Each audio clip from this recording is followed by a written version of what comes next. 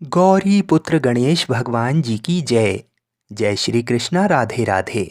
आप सभी को पौष पूर्णिमा की हार्दिक शुभकामनाएं। हिंदू धर्म में पौष पूर्णिमा तिथि बेहद शुभ और फलदायी मानी जाती है। इस साल ये तिथि 13 जनवरी दिन सोमवार को पड़ रही है। सोमवार का दिन होने से ये पूर्णिमा बहुत ही शुभ फलदायी मानी गई है। इस दिन कई लोग व्रत भी रखते हैं। धार्मिक मान्यताओं के अनुसार पौष पूर्णिमा के दिन व्रत रखने से मनुष्य के सभी कष्ट दूर हो जाते हैं। इस दिन श्री हरि विष्णु भगवान की और माँ लक्ष्मी की पूजा का विशेष महत्व होता है। जितना महत्व स्नान करने और व्रत रखने का होता है, उतना ही महत्व पौष पूर्णिमा की व्रत कथा को सुनने का भी होता है। बिना व्रत कथा को सुने ये व्रत पूर्ण नहीं माना जाता है।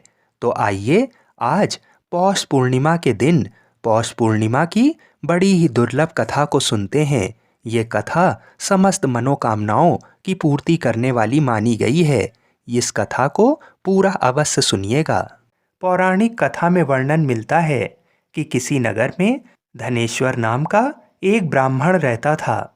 उसकी पत्नी रूपवती, पतिव्रता और सर्वगुण संपन्न थी।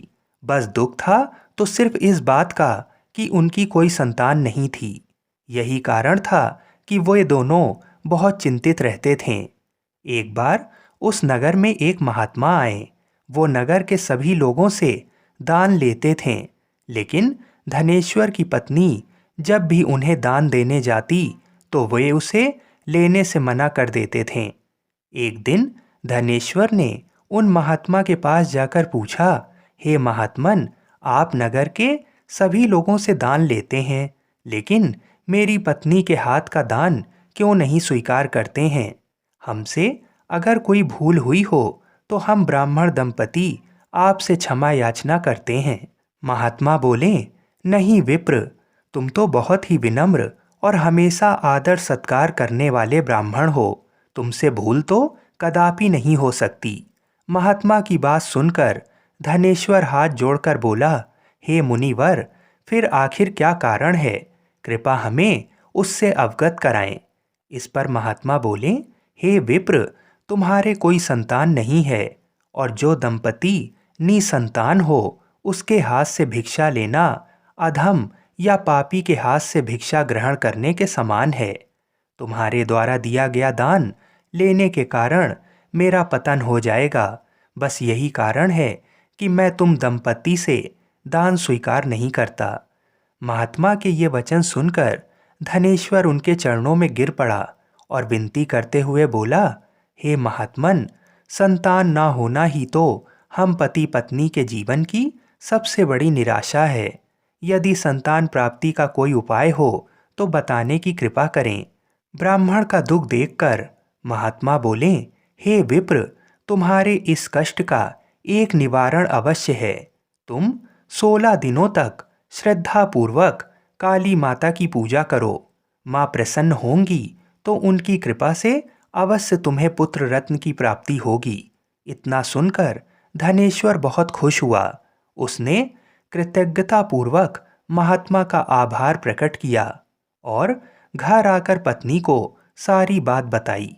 पति पत्नी को महात्मा के द्वारा बताए गए उपाय से आशा की एक किरण दिखाई दी और धनेश्वर माँ काली की उपासना के लिए वन चला गया। ब्राह्मण ने पूरे 16 दिनों तक काली माता की पूजा की और उपवास रखा। उसकी भक्ति देखकर और विनती सुनकर माँ ब्राह्मण के सपने में आई और बोली, हे धनेश्वर, तू निराश मत हो। मैं तुझे संतान के रूप में पुत्र रत्न की प्राप्ति का वरदान देती हूँ, लेकिन 16 साल की अल्प आयु में ही तेरे पुत्र की मृत्यु हो जाएगी। काली माता ने कहा, यदि तुम पति पत्नी विधि पूर्वक 32 पूर्णमासी का व्रत करोगे तो तुम्हारी संतान दीर्घायु हो जाएगी। प्रातःकाल जब तुम उठोगे तो तुम्हें यहाँ आम का एक वृक्ष दिखाई देगा। उस पेड़ से एक फल तोड़ना और ले जाकर अपनी पत्नी को खिला देना। शिवजी की कृपा से तुम्हारी पत्नी गर्भवती हो जाएगी। इतना कहकर माता अंतर्ध्यान हो गईं। प्रातःकाल जब धनेश्वर उठा तो उसे आम का वृक्ष दिखाई दिया जिस पर बहुत ही सुंदर फल लगे थे। वो काली माँ के कहे के अनुसार फल तोड़ने के लिए वृक्ष पर चढ़ने लगा। उसने कई बार प्रयास किया लेकिन फिर भी फल तोड़ने में असफल रहा।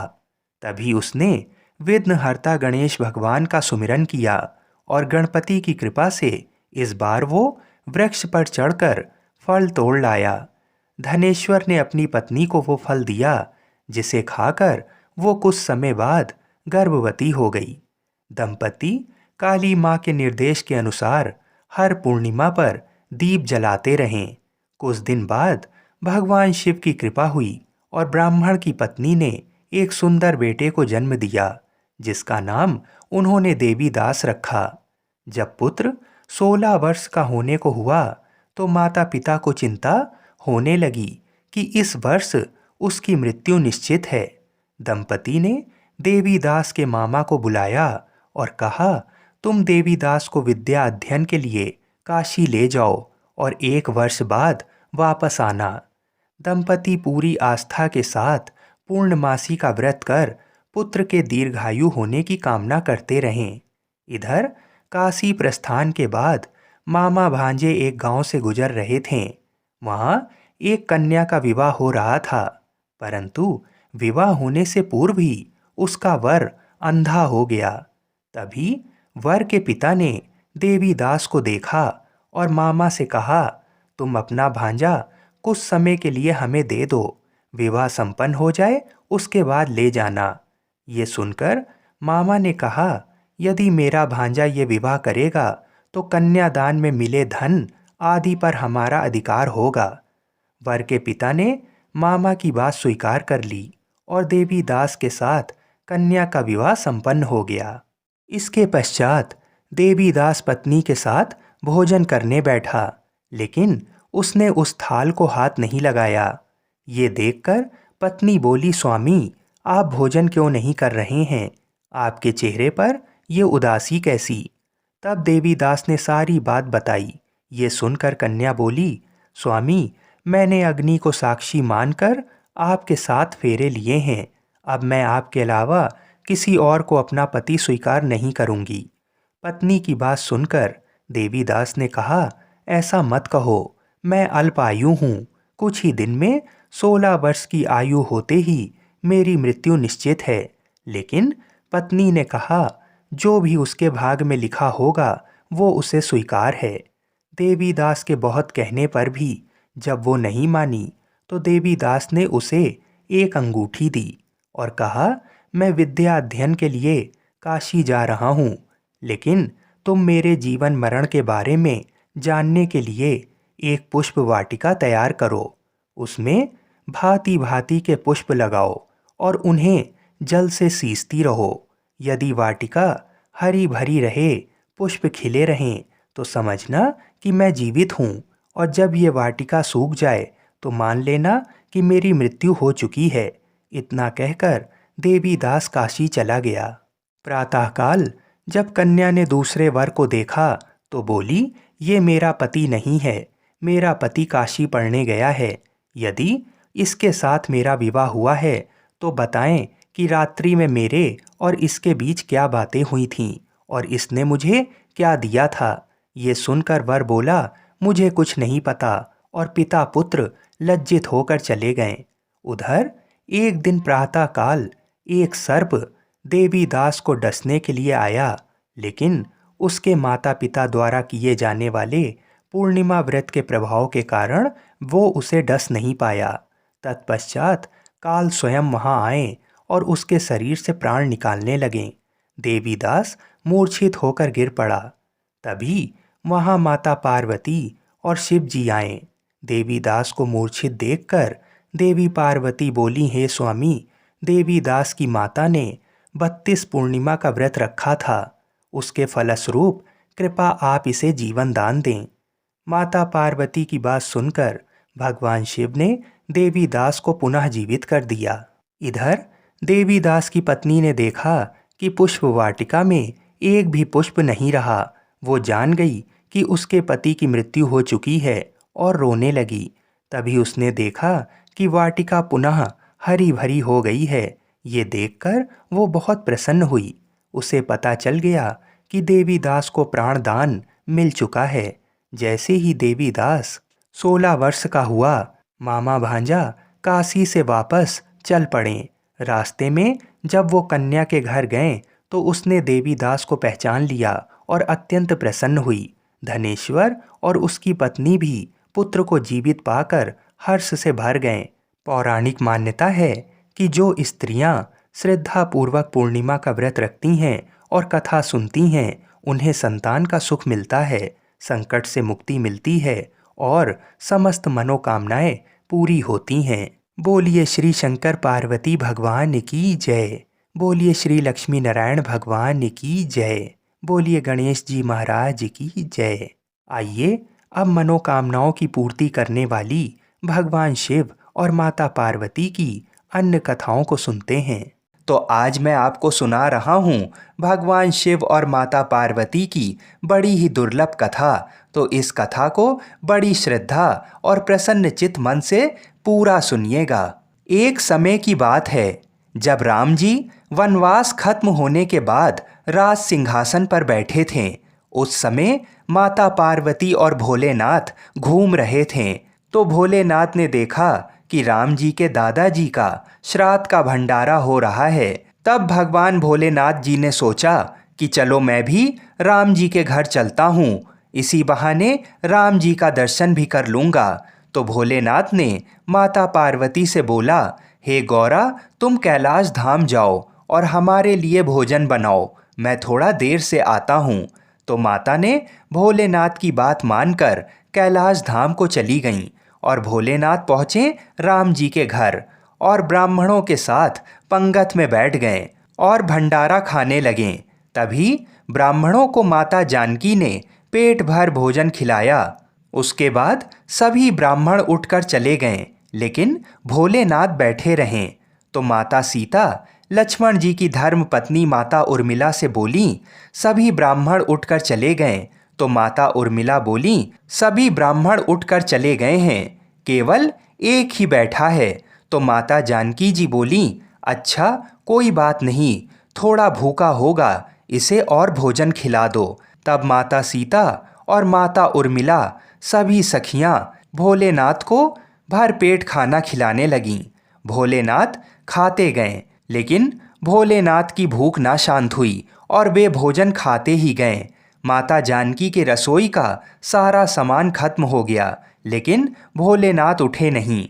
तो माता सीता जल लेकर भोलेनाथ के पास गईं और बोली, बाबा पानी पी लो। तब भोलेनाथ बोले कि जब आधा भोजन खा लूँगा तो पानी पी लूँगा। अब माता सीता सोचने लगीं कि लो, अभी तो आधा भी नहीं हुआ है। माता जानकी ने फिर से सामान मंगवाकर उन्हें भरपेट भोजन खिलाया, लेकिन भोलेनाथ रुकने का नाम ही नहीं ले रहे थे। इतनी देर में माता कैकेयी आ गईं और बोली, क्या हुआ बेटी, तुम लोग परेशान लग रही हो। तो जानकी माता बोली, माता सभी ब्राह्मण उठकर चले गए, केवल एक यही बचा है जो उठने का नाम ही नहीं ले रहा है, अब मैं क्या करूं। तो माता कैकेयी ने फिर से सामान मंगाया। इतने में भोलेनाथ ने आवाज़ लगाई, लेते आओ माता, बहुत जोर की भूख लगी है। तो माता जानकी जी बोली, बाबा अभी तो आटा सना है, थोड़ी पूड़ी पका लूँ फिर लेकर आती हूँ। तब भोलेनाथ जी बोले, आटा ही लेते आओ। अब तो भोलेनाथ ने सब आटा दाल चावल सभी को रसोई घर में जाने से पहले ही उसे ख़त्म कर दिया। माता सीता हार कर दौड़ी दौड़ी राम जी के पास गईं। तो राम जी बोले, क्या हुआ जानकी, इतनी परेशान क्यों हो। माता सीता बोली, सभी ब्राह्मण उठकर चले गए हैं, केवल एक ऐसा ब्राह्मण बैठा है जो सब भंडार को खाली करे दे रहा है। राशन मंगवा कर लाओ तो रसोई में जाने से पहले ही बोरियों को ही खत्म कर देता है। तो राम जी बोले, चलो मैं देखता हूँ कि कौन ऐसा है। राम जी गए तो देखते ही पहचान गए कि ये तो मेरे भोलेनाथ हैं। राम जी ने मन ही मन भोलेनाथ को प्रणाम किया और बोला, जानकी इनको कोई नहीं खिला सकता, इनको तो अन्नपूर्णा ही खिला सकती हैं। और राम जी ने मन ही मन माता पार्वती जी को बुलाया। तब माता पार्वती जी प्रकट होकर बोलीं, क्या हुआ श्री राम जी, आपने मुझे क्यों याद किया? तो राम जी बोले, माता ये बाबा तो उठने का नाम ही नहीं ले रहे हैं, जरा देखिए तो। माता पार्वती जी बोलीं कि इन्होंने तो कहा था कि पार्वती तुम कैलाश पर खाना बनाओ, दोनों साथ में खाएंगे, और स्वामी स्वयं यहाँ पे खा रहे हैं। तो माता पार्वती जी बोलीं, मैं देखती हूँ, रुको। और माता ने एक लड्डू भोलेनाथ जी की थाली में रख दिया। भोलेनाथ उस लड्डू को खाने लगे। अब तो भोलेनाथ खाते गए, लेकिन लड्डू खत्म हो ही नहीं रहा था। भोलेनाथ ने सोचा, ये लड्डू खत्म क्यों नहीं हो रहा है, और ये तो जाना पहचाना लड्डू लग रहा है। भोलेनाथ जी ने सोचा कि ये कौन सा लड्डू माता सीता उन्हें खिला रही हैं। तब उन्होंने नजर उठाकर माता सीता को देखना चाहा। तब सामने माथे पर लाल बिंदी लगाए स्वयं अन्नपूर्णा माता पार्वती खड़ी थीं। माता बोली, और कितने लड्डू रख दूं? माता पार्वती को देखते ही भोलेनाथ बोले, बस हो गया, और मेरा पेट भी भर गया है। भोलेनाथ उठ गए और सीताराम जी ने भोलेनाथ और माता पार्वती जी का बहुत बहुत आदर सत्कार किया। तब भगवान भोलेनाथ ने प्रसन्न होकर माता जानकी को अखंड सौभाग्यवती होने का वरदान दिया और दोनों जन अंतर ध्यान हो गए। बोलिए शंकर पार्वती भगवान की जय। आइए अब मनोकामनाओं को पूरी करने वाली दूसरी कथा को सुनते हैं। गौरी पुत्र गणेश भगवान की जय। ओम नमः शिवाय। बोलिए श्री शंकर पार्वती भगवान की जय। जय श्री कृष्णा, राधे राधे। मित्रों, आज फागुन मास का सोमवार है। फागुन का महीना भगवान शिव और माता पार्वती को अत्यधिक प्रिय है। जो भी व्यक्ति श्रद्धा भाव से फागुन सोमवार का व्रत करता है और सोमवार की व्रत कथा को सुनता है, तो उस व्यक्ति पर भगवान शिव और माता पार्वती जी की अवश्य कृपा होती है। सोमवार का व्रत रखने से मनुष्य की दुख और चिंताएं दूर होती हैं एवं शरीर के रोगों से मुक्ति मिलती है। इसके अलावा इस व्रत को करने से कुंडली में चंद्र ग्रह की स्थिति मजबूत होती है। तो आज मैं आपको सुना रहा हूँ सोमवार व्रत की बड़ी ही दुर्लभ कथा। तो इन कथाओं को बड़ी ही श्रद्धा और प्रसन्नचित मन से पूरा अवश्य सुनिएगा। किसी नगर में एक धनी व्यापारी रहता था। दूर दूर तक उसका व्यापार फैला हुआ था। नगर के सभी लोग उस व्यापारी का सम्मान करते थे। इतना सब कुछ संपन्न होने के बाद भी वह व्यापारी बहुत दुखी था, क्योंकि उसका कोई पुत्र नहीं था, जिस कारण अपने मृत्यु के पश्चात व्यापार के उत्तराधिकारी की चिंता उसे हमेशा सताती रहती थी। पुत्र प्राप्ति की इच्छा से व्यापारी प्रत्येक सोमवार भगवान शिव की व्रत पूजा किया करता था और शाम के समय शिव मंदिर में जाकर शिव जी के सामने घी का दीपक जलाया करता था। उसकी भक्ति देखकर माँ पार्वती अत्यधिक प्रसन्न हो गईं और भगवान शिव से उस व्यापारी की मनोकामना पूर्ण करने का निवेदन किया। भगवान शिव बोले, इस संसार में सबको उसके कर्म के अनुसार फल की प्राप्ति होती है। जो प्राणी जैसा कर्म करते हैं उन्हें वैसा ही फल प्राप्त होता है। शिव जी द्वारा समझाने के बावजूद माँ पार्वती नहीं मानी और उस व्यापारी की मनोकामना पूर्ति हेतु वे शिव जी से बार बार अनुरोध करती रहीं। अंततः माता के आग्रह को देखकर भगवान भोलेनाथ को उस व्यापारी को पुत्र प्राप्ति का वरदान देना पड़ा। वरदान देने के पश्चात भोलेनाथ माँ पार्वती से बोले, आपके आग्रह पर मैंने पुत्र प्राप्ति का वरदान तो दे दिया, परंतु इसका ये पुत्र 16 वर्ष से अधिक समय तक जीवित नहीं रहेगा। उसी रात भगवान शिव उस व्यापारी के स्वप्न में आए और उसे पुत्र प्राप्ति का वरदान दिया और उसके पुत्र के 16 वर्ष तक जीवित रहने की भी बात बताई। भगवान के वरदान से व्यापारी को खुशी तो हुई, लेकिन पुत्र की अल्पायु की चिंता ने उस खुशी को नष्ट कर दिया। व्यापारी पहले की तरह सोमवार के दिन भगवान शिव का विधिवत व्रत करता रहा। कुछ महीनों के बाद उसके घर एक अति सुंदर बालक ने जन्म लिया और घर में खुशियां ही खुशियां भर गईं। बहुत धूमधाम से पुत्र जन्म का समारोह मनाया गया, परंतु व्यापारी को पुत्र जन्म की अधिक खुशी नहीं हुई, क्योंकि उसे पुत्र की अल्पायु का रहस्य पता था। जब पुत्र 12 वर्ष का हुआ तो व्यापारी ने उसे उसके मामा के साथ पढ़ने के लिए वाराणसी भेज दिया। लड़का अपने मामा के साथ शिक्षा प्राप्ति हेतु चल दिया। रास्ते में जहाँ भी मामा भांजे विश्राम हेतु रुकते वहीं यज्ञ करते और ब्राह्मणों को भोजन कराते। लंबी यात्रा के बाद मामा भांजे एक नगर में पहुँचे। उस दिन नगर के राजा की कन्या का विवाह था, जिस कारण पूरे नगर को सजाया गया था। निश्चित समय पर बारात आ गई, लेकिन वर का पिता अपने बेटे के एक आंख से काने होने के कारण बहुत चिंतित था।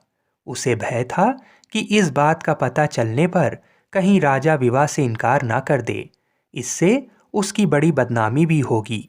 जब वर के पिता ने व्यापारी के पुत्र को देखा तो उसके मस्तिष्क में एक विचार आया। उसने सोचा, क्यों ना इस लड़के को दूल्हा बनाकर राजकुमारी से विवाह करा दूं।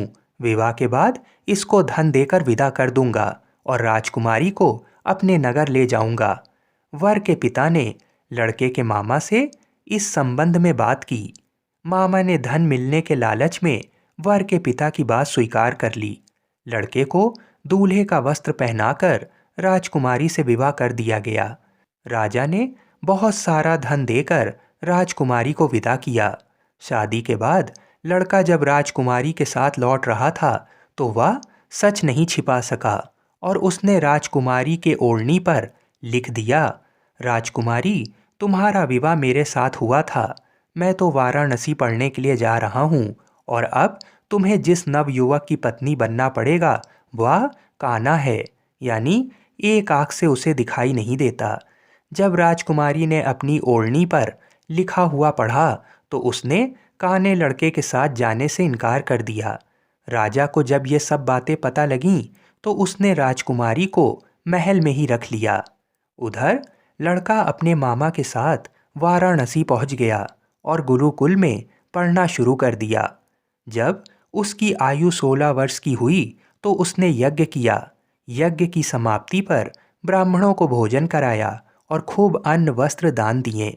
रात को वह अपने शयन कक्ष में सो गया। शिव के वरदान के अनुसार शयन अवस्था में ही उसके प्राण पखेरु उड़ गए। सूर्योदय होने पर मामा मृत भांजे को देखकर रोने पीटने लगा। आसपास के लोग भी एकत्र होकर दुख प्रकट करने लगे। लड़के के मामा के रोने विलाप करने के स्वर समीप से गुजरते हुए भगवान शिव और माता पार्वती ने भी सुने। माता पार्वती ने भगवान से कहा, हे प्राणनाथ, मुझे इसके रोने के स्वर सहन नहीं हो रहे हैं। आप इस व्यक्ति के कष्ट को अवश्य दूर करें। भगवान शिव ने माता पार्वती के साथ अदृश्य रूप में समीप जाकर देखा तो भोलेनाथ माता पार्वती से बोले, ये तो उसी व्यापारी का पुत्र है जिसे मैंने 16 वर्ष की आयु का वरदान दिया था। इसकी आयु पूरी हो गई है। माँ पार्वती ने फिर भगवान शिव से निवेदन कर उस बालक को जीवन देने का आग्रह किया। माता पार्वती के आग्रह पर भगवान शिव ने उस लड़के को जीवित होने का वरदान दिया और कुछ ही पल में वह जीवित होकर बैठ गया। शिक्षा समाप्त करके लड़का मामा के साथ अपने नगर की ओर चल दिया। दोनों चलते हुए उसी नगर में पहुँचे जहाँ उसका विवाह हुआ था। उस नगर में भी यज्ञ का आयोजन किया। समीप से गुजरते हुए नगर के राजा ने यज्ञ का आयोजन देखा और उसने तुरंत ही लड़के और उसके मामा को पहचान लिया। यज्ञ के समाप्त होने पर राजा मामा और लड़के को महल में ले आया और कुछ दिन उन्हें महल में रखकर बहुत सा धन, वस्त्र आदि देकर राजकुमारी के साथ विदा कर दिया। इधर भूखे प्यासे रहकर व्यापारी और उसकी पत्नी बेटे की प्रतीक्षा कर रहे थे। उन्होंने प्रतिज्ञा कर रखी थी कि यदि उन्हें अपने बेटे की मृत्यु का समाचार मिला तो दोनों अपने प्राण त्याग देंगे। परंतु जैसे ही उसने बेटे के जीवित वापस लौटने का समाचार सुना तो वह बहुत प्रसन्न हुआ।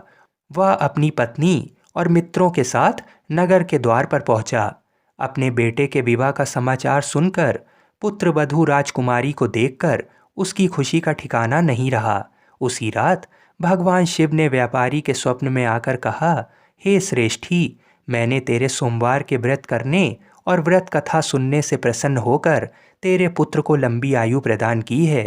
पुत्र की लंबी आयु जानकर व्यापारी बहुत प्रसन्न हुआ। शिव भक्त होने तथा सोमवार का व्रत करने से व्यापारी की सभी मनोकामनाएं पूर्ण हुईं। इसी प्रकार जो भक्त सोमवार का विधिवत व्रत करते हैं और व्रत कथा सुनते हैं, उनकी सभी इच्छाएं पूरी होती हैं। बोलिए श्री शंकर पार्वती भगवान की जय। बोलिए श्री सीताराम जी महाराज की जय। आइए अब मनोकामनाओं की पूर्ति करने वाली दूसरी कथा को सुनते हैं। एक बार की बात है, माता पार्वती शिव जी को पति रूप में प्राप्त करने के लिए घोर तप कर रही थीं। उनके तप को देखकर देवताओं ने शिव जी से देवी की मनोकामना को पूर्ण करने की प्रार्थना की। शिव जी ने पार्वती जी की परीक्षा लेने सप्त ऋषियों को भेजा। सप्त ऋषियों ने शिव जी के सैकड़ों अवगुण गिनाए, पर पार्वती जी को महादेव के अलावा किसी और से विवाह मंजूर नहीं था। सज्जनों, विवाह से पहले सभी वर अपनी भावी पत्नी को लेकर आश्वस्त होना चाहते हैं। इसलिए शिव जी ने स्वयं भी पार्वती जी की परीक्षा लेने की ठानी। भगवान शंकर प्रकट हुए और पार्वती जी को वरदान देकर अंतर्ध्यान हुए।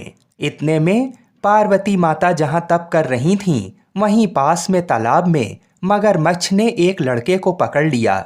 लड़का जान बचाने के लिए चिल्लाने लगा। पार्वती जी से उस बच्चे की चीख सुनी नहीं गई। द्रवित हृदय होकर वह तालाब पर पहुंची। देखती हैं कि मगरमच्छ लड़के को तालाब के अंदर खींच कर ले जा रहा है। लड़के ने देवी को देखकर कहा, मेरी ना तो माँ है, ना बाप, ना कोई मित्र। माता, आप मेरी रक्षा करें। पार्वती जी ने कहा, हे मगरमच्छ, इस लड़के को छोड़ दो। मगरमच्छ बोला, दिन के छठे पहर में जो मुझे मिलता है उसे अपना आहार समझकर स्वीकार करना मेरा नियम है।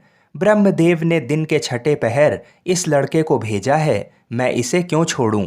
पार्वती जी ने विनती की, तुम इसे छोड़ दो, बदले में तुम्हें जो चाहिए वह मुझसे कहो। मगरमच्छ बोला, एक ही शर्त पर मैं इसे छोड़ सकता हूँ।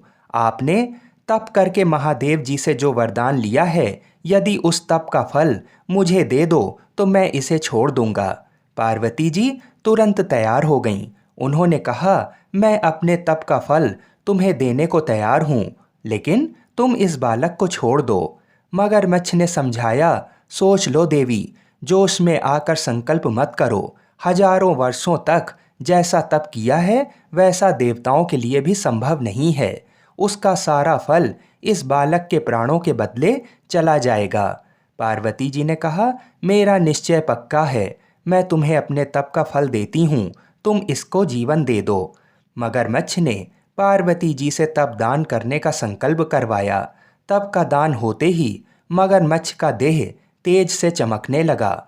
मगर बोला, हे पार्वती, देखो तप के प्रभाव से मैं तेजस्वी बन गया हूँ।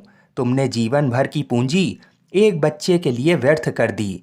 चाहो तो अपनी भूल सुधारने का एक मौका और दे सकता हूँ। पार्वती जी ने कहा, हे ग्रह, तब तो मैं पुनः कर सकती हूँ, किंतु यदि तुम इस लड़के को निगल जाते तो इसका जीवन वापस नहीं मिल सकता था। देखते ही देखते वह लड़का अदृश्य हो गया। मगरमच्छ भी लुप्त हो गया। पार्वती जी ने विचार किया, मैंने तप तो दान कर दिया है, अब पुनः तप आरंभ करूंगी। पार्वती जी ने फिर से तप करने का संकल्प किया। भगवान सदाशिव फिर से प्रकट होकर बोले, पार्वती, भला अब क्यों तप कर रही हो? पार्वती जी ने कहा, प्रभु, मैंने अपने तप का फल दान कर दिया है। आपको पति रूप में पाने के संकल्प के लिए मैं फिर से वैसा ही घोर तप कर आपको प्रसन्न करूंगी। महादेव जी बोले, मगरमच्छ और लड़के दोनों रूपों में मैं ही था। तुम्हारा चित्त प्राणी मात्र में अपने सुख दुख का अनुभव करता है या नहीं, इसकी परीक्षा लेने को मैंने ये लीला रची थी। अनेक रूपों में दिखने वाला मैं एक ही हूँ। मैं अनेक शरीरों में शरीरों से अलग निर्विकार हूँ। तुमने अपना तप मुझे ही दिया है, इसलिए अब और तप करने की कोई जरूरत नहीं है। देवी ने महादेव को प्रणाम कर प्रसन्न मन से विदा किया। बोलिए शंकर पार्वती भगवान की जय।